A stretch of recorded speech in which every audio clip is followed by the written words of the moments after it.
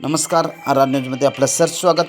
कुंभोज तालुका हातकणंगले येथे हातकणंगले लोकसभा मतदारसंघाचे महाविकास आघाडी पुरस्कृत शिवसेना उद्धव बाळासाहेब ठाकरे पक्षाचे अधिकृत उमेदवार श्री सत्यजित पाटील सरोडकर आबा यांच्या पदयात्रेला उत्स्फूर्त प्रतिसाद.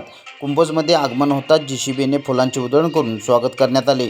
डॉक्टर कर्मवीर भाऊराव पाटील यांच्या पुतळ्याला पुष्पार्पण करून पदयात्रेला सुरुवात करण्यात आली. बाजारपेठ, आंबेडकर चौक, दीपक चौक, आदिनाथ चौक, वाडी भाग, हनुमान तालीम मंडळ येथे पदयात्रेची सांगता करण्यात आली.